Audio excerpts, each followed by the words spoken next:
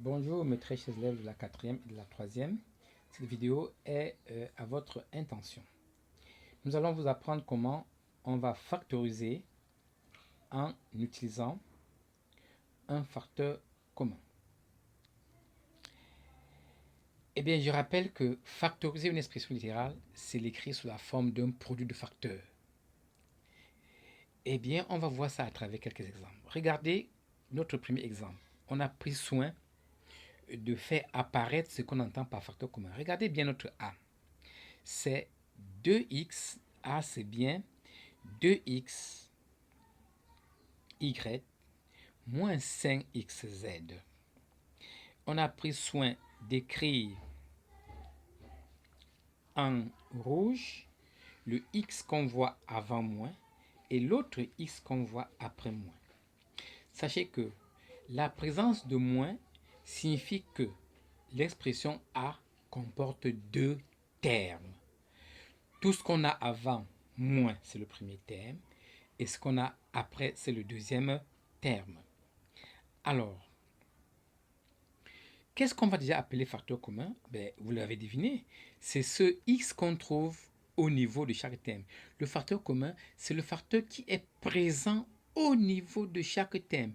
Le facteur qui est présent au niveau de chaque terme. Regardez, x est ici et x est encore là. X s'appelle un facteur commun. X est un facteur commun. Le facteur commun peut juste être une lettre ou un nom, il n'y a aucun problème. Eh bien, quand nous avons un facteur commun, qu'est-ce qu'on fait? On va le retirer et le placer devant notre égalité. Et dès qu'on le retire, on met une parenthèse. Regardez, le x qui est là, je le retire, je le mets ici. Dès que je le retire, il disparaît là. Et quand je le mets là, quand j'enlève ce x, tout ça avait x et autre chose. Quand j'enlève x, il reste 2y. Donc dans la parenthèse, je mets ce qui est resté quand j'ai retiré le facteur commun. Je mets le moins qui sépare les deux termes et je fais la même chose. Le x a été retiré, je mets le 5z qui reste au niveau du deuxième terme. Et le a qui est égal à x, on dit x facteur de 2y moins 5z est déjà factorisé. Eh bien, mes chers élèves, pour savoir si c'est factorisé, la lecture seule suffit à comprendre que c'est factorisé. Voyons un deuxième exemple.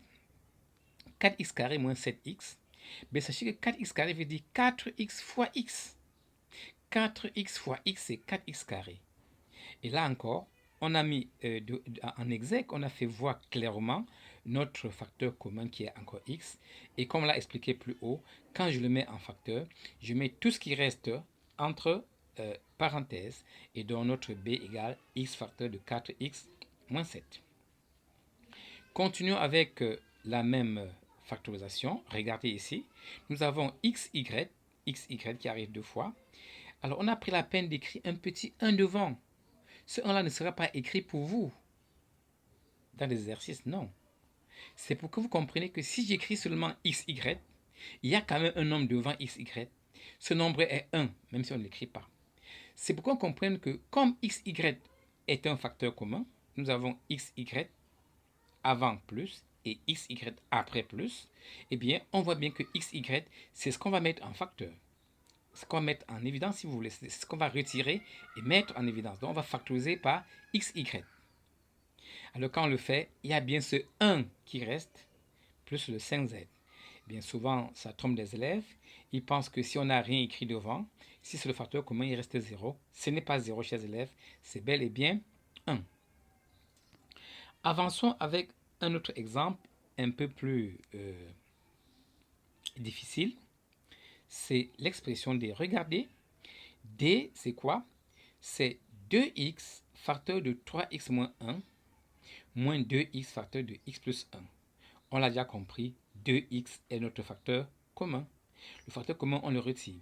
Mais attention, ici, il faut faire très attention. Remarquez,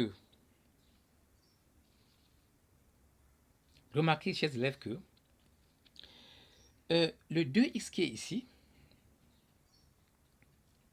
est un facteur commun. Lorsque je retire ce 2x ici, il y a bien un facteur, il y a encore une expression comportant une parenthèse qui reste. Donc, je vais mettre ce crochet